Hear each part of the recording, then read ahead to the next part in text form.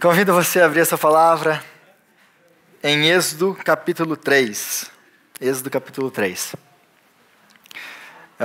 Essa semana nós continuamos com o nosso propósito. A gente tem lido a Bíblia, creio que vocês têm lido a Bíblia.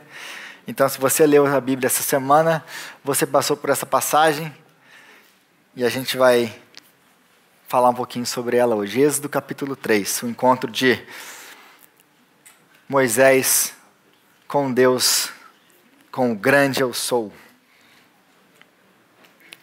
Êxodo capítulo 3, e diz assim, a gente vai ler o Êxodo capítulo 3, e depois a gente vai pular para o capítulo 14, vai acompanhando comigo aí que eu vou te falar quando você pula aí.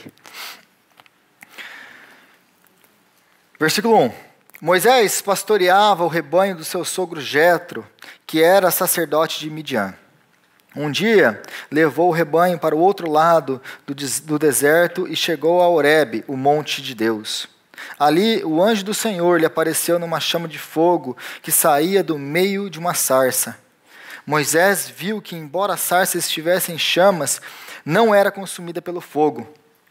Que impressionante, pensou. Por que a sarça não se queima? Vou ver isso de perto. O Senhor viu que ele se aproximava para observar. Então, do meio da sarça, Deus o chamou.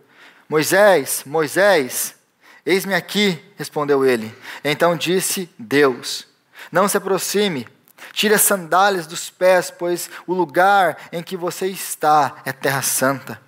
Disse ainda, eu sou o Deus de seu pai, o Deus de Abraão, o Deus de Isaque, o Deus de Jacó. Então Moisés cobriu o rosto, pois teve medo de olhar para Deus. Disse o Senhor, de fato tenho visto a opressão sobre o meu povo no Egito. Tenho escutado o seu clamor por causa dos seus feitores, e sei o quanto eles estão sofrendo. Por isso desci para livrá-los das mãos dos egípcios e tirá-los daqui para uma terra boa e vasta, onde manam leite e mel. A terra dos cananeus, dos hititas, dos amorreus, dos fariseus, dos heveus e dos jebuseus. Pois agora o clamor dos israelitas chegou a mim, e tenho visto como os egípcios os oprimem. Vá, pois, agora, eu o envio a Faraó para tirar do Egito o meu povo, os israelitas. Moisés, porém, respondeu a Deus, quem sou eu para apresentar-me ao Faraó e tirar os israelitas do Egito? Deus afirmou, eu estarei com você. E esta é a prova de que sou eu quem o envia. Quando você tirar o povo do Egito, vocês prestarão culto a Deus neste monte. Moisés perguntou, quando eu chegar diante dos israelitas e lhes disser, o Deus dos seus antepassados me enviou a vocês, e eles me perguntarem, qual é o nome dele? Que lhes direi? Disse Deus a Moisés, eu sou o que sou. É isto que você dirá aos israelitas, eu sou, me enviou a vocês. Disse também Deus a Moisés, diga aos israelitas, o Senhor, o Deus dos seus antepassados, o Deus de Abraão, o Deus de Isaque, o Deus de Jacó, enviou-me a vocês. Este é o meu nome para sempre, nome pelo qual serei lembrado de geração em geração. Pula comigo para o capítulo 4, versículo 10. Disse, porém, Moisés ao Senhor, ó Senhor, nunca tive facilidade para falar, nem no passado, nem agora, que falaste com teu servo, não consigo falar bem. Disse-lhe o Senhor, quem deu a boca ao homem? Quem fez o surdo ou o mudo? Quem lhe concede vista ou o torna cego? Não sou eu o Senhor? Pois agora vá, eu estarei com você, ensinando-lhe o que dizer. Respondeu-lhe, porém, Moisés, Senhor, eu peço-te que envie outra pessoa. Então o Senhor se irou com Moisés. Senhor, nós te agradecemos pela tua palavra, nós te agradecemos, ó Deus, pela tua revelação através da sua palavra. E nós clamamos a Ti agora que pelo poder, pela graça do Teu Espírito, ó Pai, o Senhor venha falar conosco essa noite. Que o Senhor venha abrir os nossos olhos, que o Senhor, Pai, venha dar discernimento espiritual, que o Senhor, Pai, venha iluminar o nosso pensamento, o nosso entendimento, para que possamos ouvir a Sua palavra, entender a Sua palavra, e a Tua palavra venha entrar na nossa vida, e ela venha achar em nós terreno fértil, e que a Tua palavra, plantada hoje, venha criar raiz, crescer e gerar frutos para a Tua glória e para o Teu louvor. Que o Senhor nos ajude, ó Pai, a viver em conformidade com a Sua palavra. É o que nós te pedimos, em nome de Jesus. Amém. Depois de passar pela vida de Abraão, Isaac, Jacó, José, chegamos então na vida de Moisés. Um dos maiores homens, ou dos homens que a Bíblia mais fala. E é muito interessante, porque o que está acontecendo aqui, só para a gente se situar no contexto. Acabamos semana passada com José. José, ele foi vendido pelos seus irmãos, aquela história toda. E quando ele chega no Egito, depois de vários eventos, ele sobe como o segundo homem mais poderoso de todo o Egito. Até aqui, tudo tranquilo, a gente estudou isso semana passada. Como Deus disse a Abraão, Ele disse, os teus descendentes, eles serão escravos por 400 anos. Mas depois que se cumprir a medida da maldade desses povos, os povos que moravam em Canaã, então eu os tirarei da terra em que eles forem escravos e os trarei para essa terra. Então Deus sabia disso, isso tudo era plano de Deus, nada fugiu do controle de Deus. Mas o que acontece é que os israelitas, depois da morte de José, eles começam a se multiplicar, a se multiplicar, a se multiplicar. E se você se lembra do número de israelitas que vão para o Egito, são 70. Uma família com 70 pessoas. A essa altura do campeonato, o Moisés aqui e o povo que vai sair do Egito, aí vai ter uma briga teológica, mas a média é que se tenha 3 milhões de pessoas. Eles se multiplicaram bem rapidinho. Aliás, eu costumo falar isso até para os jovens, fala assim, só tem um mandamento que a gente não desobedeceu, que a gente cumpriu legalzinho. Ide e multiplicai. Esse a gente foi tranquilo. Até hoje multiplicando, multiplicando, multiplicando. Então eles chegaram lá, o povo está lá, mas aí a Bíblia fala, você leu essa semana, que um novo rei, que não conhecia nada de José, ele se senta no trono do Egito, e ele se sente ameaçado pelos israelitas. Então ele decide fazer o quê? Escravizar os israelitas. Ele decide matar os filhos dos israelitas, os que nascessem homem. E aí tem a história de Moisés, a mãe coloca ele no rio, aí ela vai chegando lá, a filha do faraó adota ele. Então ele é criado na casa de Faraó, como o neto adotivo de Faraó, e todo mundo sabe disso. Mas antes disso, eu demoli eu falei um pouquinho sobre isso na sexta-feira, eu demoli algumas imaginações.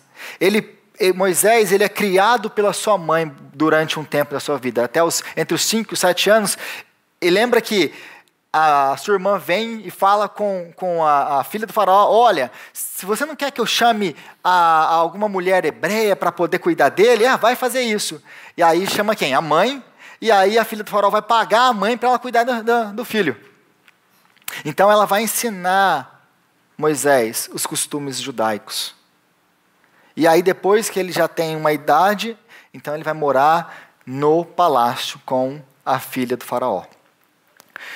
Acontecido isso, ele arruma uma confusão lá, e aí ele vai, mata um egípcio, aí ele tem que fugir dali, e aí ele vai morar no deserto, conhece lá então Jetro, começa a morar na casa de Jetro, Jetro dá a sua filha como esposa a Moisés, Moisés casa, Moisés tem filhos, Moisés esquece do Egito, agora Moisés vive no deserto. Então, nós chegamos nesse ponto aqui em que nós estamos. Moisés pastoreava o rebanho do seu sogro Jetro. Ele sai do palácio para ser um pastor de ovelhas no deserto. Então, a primeira coisa, a gente vai tirar algumas lições. Eu geralmente gosto de deixar tudo na ordem, na sequência dos versículos, mas esse aqui fica um pouco difícil de eu fazer isso, então eu vou bagunçar um pouquinho a ordem. Tá? Mas, eu vou tirar pelo menos aqui 3 lições para a gente. O Deus que nos encontra no deserto. O Deus que nos encontra no deserto. O resumo, se você leu Atos também, você viu o quê? O resumo da história de Moisés. E Moisés ele tem 3 fases na vida dele. Quais são essas 3 fases? Eu vou resumir toda a história de Moisés em 3 fases. Moisés ele passou 40 anos dizendo que eu posso. Depois Moisés ele vai passar 40 anos dizendo que eu não posso. Eu não posso. E é nessa fase que a gente encontra Moisés. Na fase do eu não posso. Mas depois ele vai passar 40 anos dizendo que Deus pode. Então Moisés ele aprendeu nessas 3 fases da vida dele ao quê? Que ele não era nada, que ele não pode nada, que todos os seus treinamentos, todos os seus recursos não valem nada. Tudo que nós podemos, assim como Moisés, nós só podemos em Deus. Nós não podemos nada sem o Senhor. Então a primeira coisa aí, os primeiros 40 anos, ele passa 40 anos dizendo o quê? Eu posso. Por que ele fala isso? Moisés, ele acabei de falar, ele é criado como o neto de Faraó. Ele vai estudar onde? Com os melhores professores do Egito, com os melhores professores do mundo. Ele vai ser treinado em táticas de guerra, ele vai ser treinado para ser um governante no Egito. Ele vai ser treinado militarmente, educado com os melhores professores. Moisés aprende a lutar. Moisés aprende o quê? A ser um guerreiro e uma pessoa que governa, um político. Porque lembra que nessa época os reis eles iam para a guerra. Lembra do rei Davi? O grande pecado que ele comete é quando ele não está na guerra. Porque era para ele estar na guerra. Então eles vão para a guerra, ele é treinado. Moisés então está sendo treinado pelos egípcios para ser um grande governador, para ser um grande guerreiro. Então ele tem as melhores escolas na sua mão, ele tem os melhores recursos, ele tem a força física. Até os 40 anos é a força do homem. Você tem força para trabalhar, força para fazer. E nisso, ele entende que ele foi chamado para ser o libertador do povo dele, porque ele vai visitar o seu povo, não é isso que diz a palavra de Deus, ele vai visitar o seu povo e ele vê o quê? Um egípcio oprimindo um israelita. Ele mata o egípcio, enterra o corpo na areia. Aí no outro dia ele vai lá e vê 2 israelitas brigando, e ele vai e pergunta, por que vocês estão se batendo? Vocês são irmãos. E então um deles vira, quem colocou você de juiz entre nós? E talvez ali a melhor tradução seria, quem te colocou como libertador entre nós? A boa palavra ali para ser traduzida é libertador, porque ele pensava que ele ia libertar. Esse era o coração de Moisés. E aí então ele tem que fugir. Por quê? Porque o faraó quer a cabeça dele.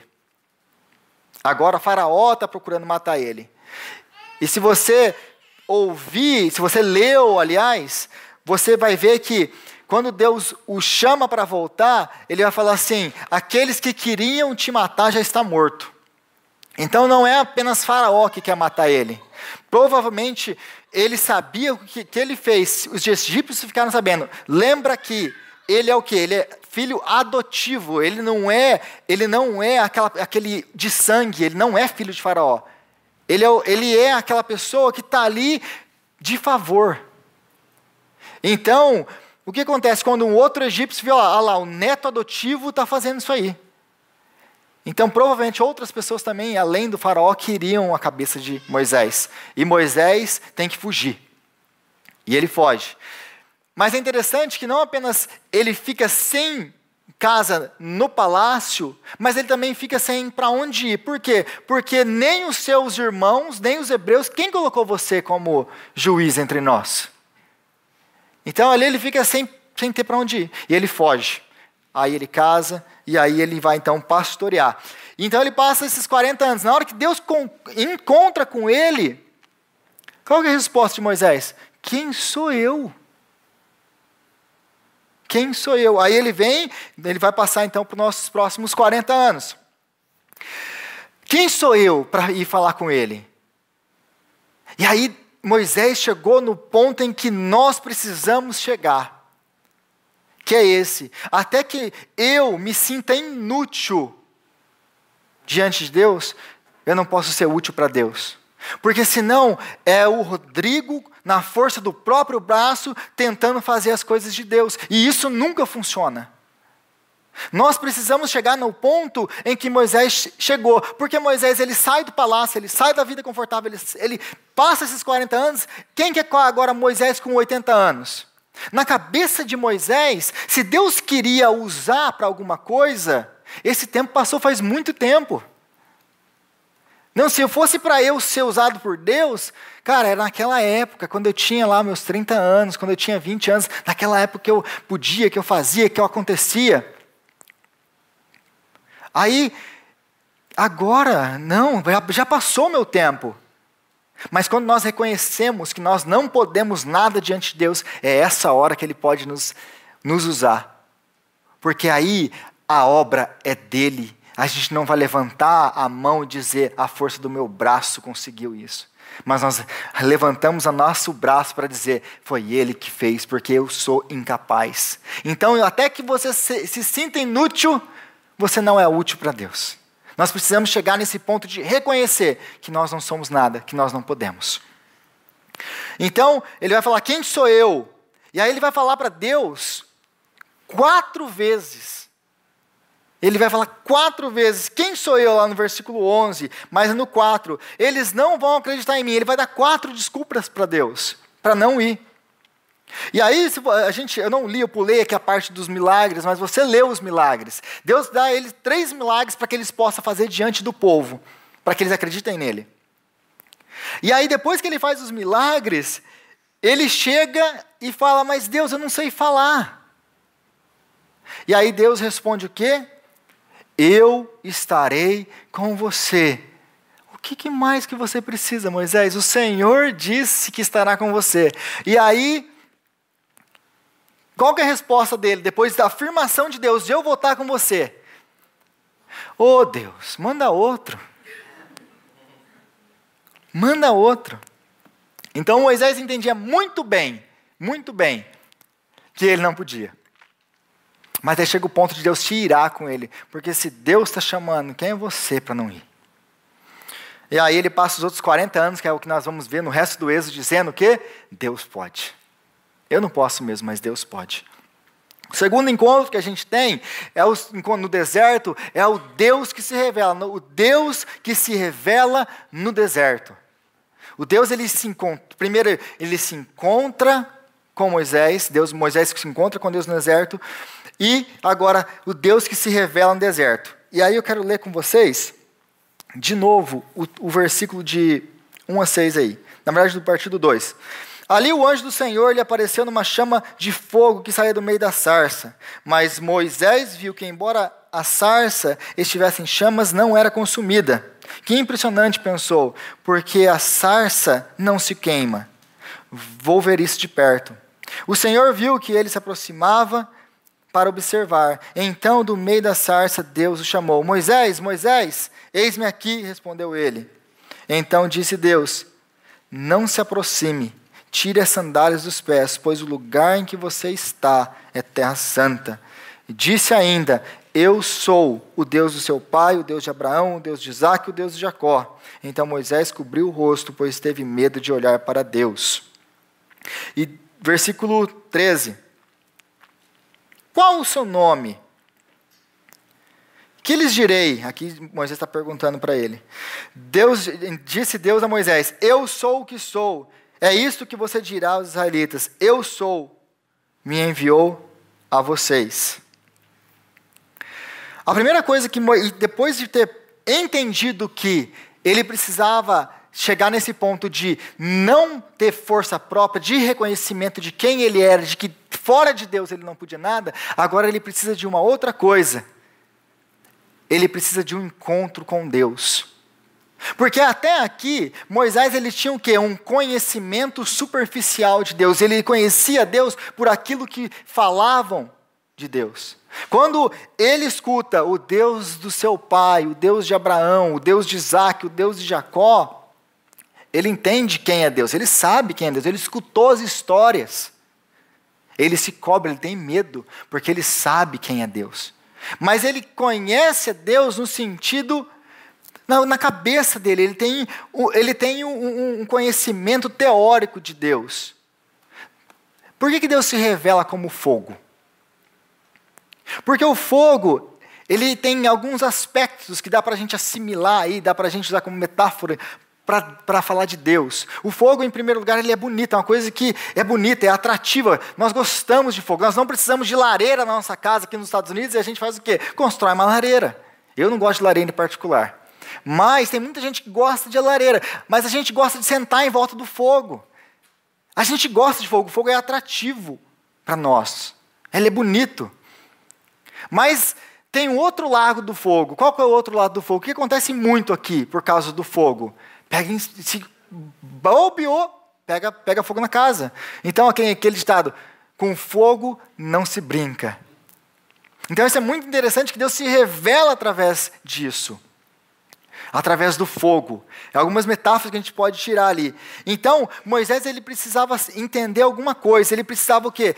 Ter uma experiência com Deus. Porque assim como o fogo, nós não conhecemos o fogo. Eu vou estudar o fogo. A menos que você tenha algum motivo para fazer isso, alguém que já parou para estudar o fogo, a composição, não é isso geralmente que a gente faz. Como que então nós conhecemos o fogo? Por experiência. Nós sabemos, nós conhecemos o calor que aquece, nós precisamos, então é uma experiência. Moisés precisava do quê? De uma experiência com Deus. Ele precisava ter essa experiência com Ele.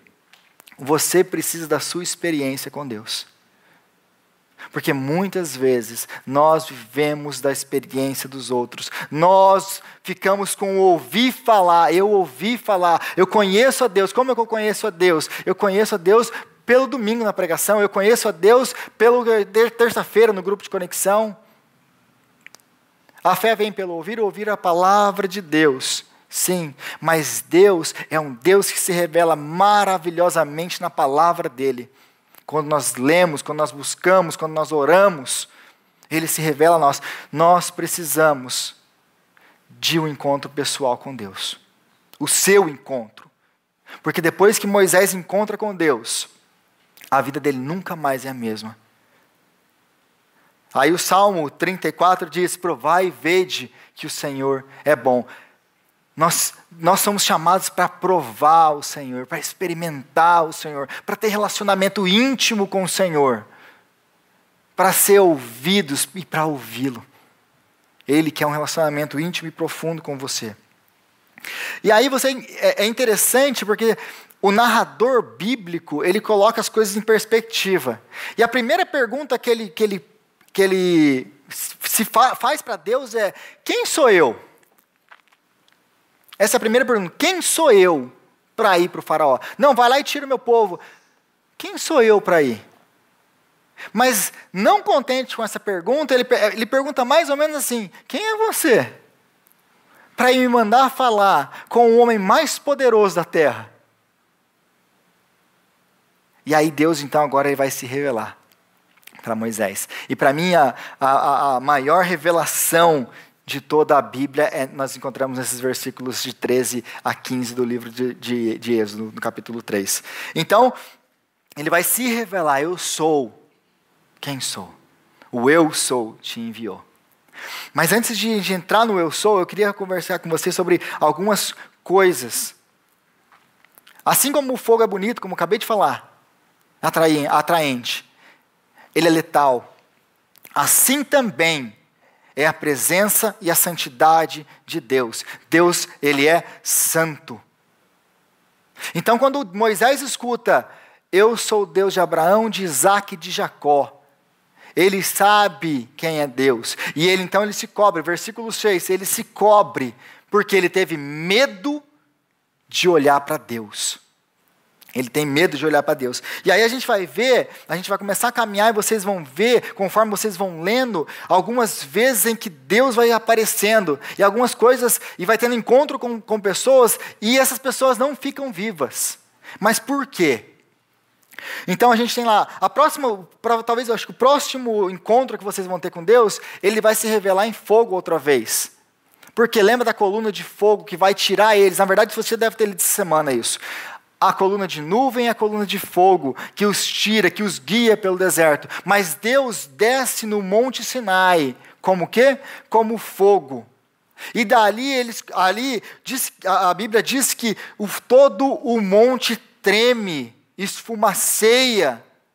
Até Moisés treme de medo. Os israelitas, e Deus começa a falar, e os israelitas falam, manda ele parar, porque se ele não parar, a gente vai morrer. Aí a Bíblia vai nos relatar que há um encontro tão poderoso de Deus vindo, descendo no Monte Sinai, que aquilo é aterrorizante. E é impressionante que a gente vê na Bíblia também, quando um anjo aparece, a primeira coisa que ele tem que falar é não temas. E aí a gente vai ver um filme, vai ver alguma coisa, o anjo tem, oi, tudo bem? Já perceberam isso? Deus é a mesma coisa, a gente vê esse Deus santo, poderoso, e alguma das músicas que a gente canta, parece que ele é mais um bicho de pelúcia, que a gente coloca ele no colo.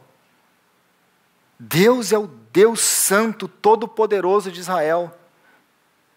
E a gente foi perdendo isso, mais uma vez por causa da nossa pós-modernidade. Então, no Monte Sinai, outro relacionamento, outra vez que você vai ver Deus, por causa da sua santidade, matar os filhos de Arão. Logo depois que ele institui Arão como sacerdote, os filhos dele entram na presença de Deus, de maneira que eles não deveriam. E a santidade de Deus os mata naquela mesma hora. E aí Deus chama Moisés e fala, o meu nome é santo e deve ser temido. Vocês vão aprender a temer o meu nome. E é interessante que a gente vê isso, Deus fazendo isso bem no começo da aliança com Israel. Mas é uma coisa, esse Deus irado do Antigo Testamento não é diferente do Novo. Deus faz a mesma coisa no Novo Testamento. Com quem? Ananias e Safira. Do mesmo jeito que ele estabeleceu a aliança, está começando um povo aqui, está começando a andar com o povo e estabelece padrões. Ele faz a mesma coisa no meio do povo no Novo Testamento. O que acontece com Ananias e Safira? Eles morrem, porque eles mentem. Vocês não mentiram para homem, vocês mentiram para Deus, e Deus é santo. Eles morrem. Deus está fazendo o quê? Ensinando para eles o quê? Quem Ele é. Quem Ele é. Aí a gente vai ter outras ainda, Uzá e a arca, vocês vão ver aí. E eu sempre me questionei, porque Uza está trazendo a arca de volta para Israel. E de repente a arca passa num buraco, a arca da aliança vai cair, ele estende a mão para pegar, para ela não cair. O que acontece com ele? Morre na mesma hora. Por quê? Porque existe uma lei, ninguém toca na arca. Ele pensou que ele podia quebrar essa lei. A arca, se Deus mandou você não tocar, você não toca. Ele toca e Deus o mata na mesma hora. Por quê? Por causa da santidade de Deus. Da santidade de Deus. Eu costumo dar um exemplo. O sol é ruim? De maneira nenhuma. O sol aquece. Sem o sol nós não teremos vida na terra. Mas conforme você vai chegando perto do sol, o calor do sol, dependendo da sua proximidade, ele vai te destruir. É assim com a santidade de Deus. Quanto mais próximo, mais perigoso, porque Ele é santo, e nós não somos. Nós não somos. Então, tem ainda Isaías o profeta, vê o trono, e ele, primeira coisa que ele vê, o quê? Ai de mim, porque eu sou um homem impuro, de lábios impuros, que habita no meio de um povo impuro. E os meus olhos viram um rei. O que ele pensa na mesma hora que vai acontecer com ele? Vai morrer. Porque ele sabe que ele é um pecador. E Deus é santo e Deus não tolera pecado. Então a gente vai vendo esses encontros que Deus, a santidade, não porque Deus é mau, Deus é o Deus. Não, é a santidade dele. Nós não somos santos, nós não podemos entrar na presença de Deus porque nós não somos capazes de suportar a santidade dele. Mas aí o que fica é uma pergunta: como que Moisés ficou na presença de Deus sem ser consumido? Como que Moisés é pecador como qualquer outro. Como que Moisés pôde ficar diante de Deus face a face, não ser consumido? Moisés tira as sandálias dos pés, porque o terreno que você está é terra santa. Não que o monte, que a terra, nada ali é santo, separado. A presença de Deus fazia aquele monte, aquela terra, aquele lugar ser santo. É o Espírito Santo que habita em você que te faz santo. Não tem nada em você. É o Espírito de Deus que nos faz santo. Então, Moisés, e para piorar o caso de Moisés, ele desobedece a Deus. Eu já falei para vocês, 4 vezes aqui ele dá desculpa. Ele fala: oh Deus, quem sou eu? Eu não sei falar. Deus, manda outro. E Deus diz: vai. Não, Deus, manda outro. Compara isso com a linguagem de Jó e de Isaías. Jó e Isaías vão falar assim: onde você estava, Jó, quando eu coloquei as estrelas no lugar delas? Jó, onde você estava quando eu coloquei cada uma? Estrelas que são 100 vezes, tem estrelas 100 vezes maior do que o nosso Sol. E todas elas dizem amém. Você fica aqui, daqui você não sai. E elas dizem amém. Quando você estava, quando eu criei o mar, e aí Isaías vai falar que eu medi as águas do mar na palma da minha mão. E toda a areia do deserto. E eu falo para o mar: mar, daqui você não passa. E o mar diz amém. Eu faço todas essas coisas e todo o universo me obedece perfeitamente, e tudo diz amém, e louva o nome do Senhor. Aí vem Deus: Moisés, vai e liberta o meu povo, porque eu vou estar com você. Oh Deus, manda outro. O que Deus tem que fazer com Moisés? Você entende que a nossa rebelião, o nosso pecado, ele é um grito de rebelião cósmica. O que Deus tem que fazer conosco? E Moisés fica vivo. Esse é o grande problema. O grande problema não é como que a sarça não queima. Como que o fogo não extingue. O problema não é esse. O grande problema é como que Moisés fica na presença desse Deus e não morre. Esse é o grande problema dessa passagem. E é isso que o narrador bíblico quer que você entenda. O grande problema, a grande questão não é a sarça. A grande questão é esse homem ficar na presença de Deus e não ser consumido pela santidade de Deus. Mas isso aqui, lembra que eu falei há algumas semanas, e eu continuo repetindo, é a sua história, é a minha história. Como que nós não fomos consumidos pela santidade de Deus? Porque nós não merecemos nada. Como que Ele nos abençoa? Nos dá filhos saudáveis, nos dá essa igreja, nos dá comunhão, nos traz para esse país, nos dá trabalho, sustenta, cuida de nós. Deus, nós não merecemos nada disso, nós somos pecadores. Porque muitas vezes Deus diz para você: vai. E você diz: oh Deus, manda outro. Não, mas eu estou te mandando. Eu vou com você. Ah Deus, mas vai estar neve. Ah Deus, vai estar frio lá. Ah Deus isso, ah Deus aquilo. O que Deus tem que fazer conosco? Não te disse eu, ser forte e corajoso, e eu estarei contigo. Então, a grande pergunta é: como que Moisés não é consumido? E a resposta é: da mesma maneira que você e eu, nós não somos consumidos por causa da santidade de Deus. A resposta é Cristo. Como assim, Rodrigo? Volta comigo no versículo 2. Capítulo 3, versículo 2. Ali o anjo do Senhor lhe apareceu numa chama de fogo que saía do meio de uma sarça. Moisés viu que, embora a sarça estivesse em chamas, não era consumida pelo fogo. O anjo do Senhor. A gente passa por isso aqui, ó, você nem nota, se você não lê de uma maneira atenta, se você passa por esse versículo e você nem nota o que está acontecendo aqui. Com quem que Moisés está falando na sarça? Com o anjo do Senhor. Mas isso aqui é um anjo normal? É um anjo comum? Esse é Cristo. É uma figura, uma pré-encarnação de Cristo no Antigo Testamento. Então você vai ver que esse anjo, ele vai passar várias vezes em outros textos, não é só aqui. Quem que lutou com Jacó? Então você vai vendo que o anjo do Senhor. Por que a gente... Mas, Rodrigo, isso não faz sentido.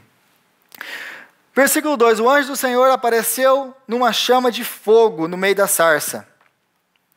Versículo 4. O Senhor viu que ele se aproximava para observar. Do meio da sarça, Deus o chamou. Como assim? É o anjo ou é Deus? Como que é isso? Só existe um ser que é um com Deus, mas distinto em pessoa.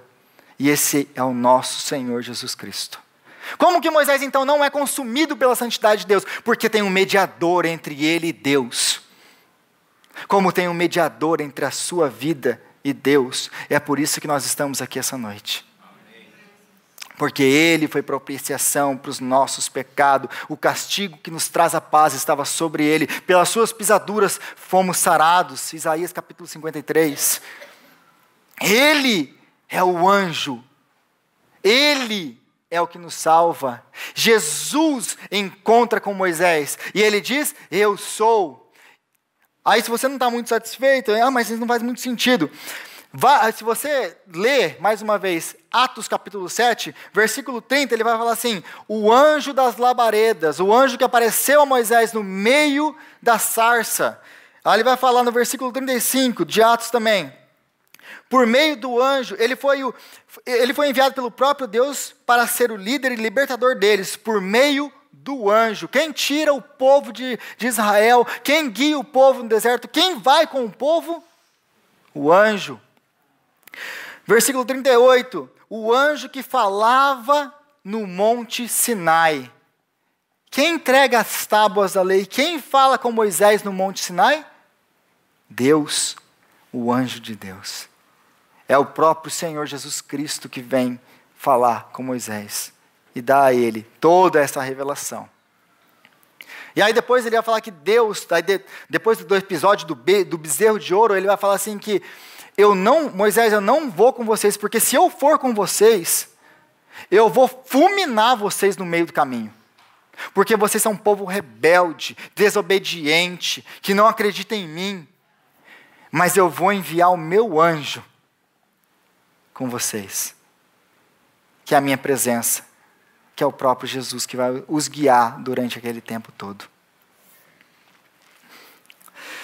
Então nós chegamos então a uma posição que é as duas visões que nós temos de Deus hoje em dia, dois polos que nós temos hoje em dia, o Deus da religião, o Deus que é o Deus castigador, o Deus que é o Deus santo, justo, que não perdoa e fulmina, e você tem que viver essa sua vida totalmente certinho, fazendo tudo certinho, porque você tem que fazer alguma coisa para merecer dele algo, como se você pudesse fazer isso.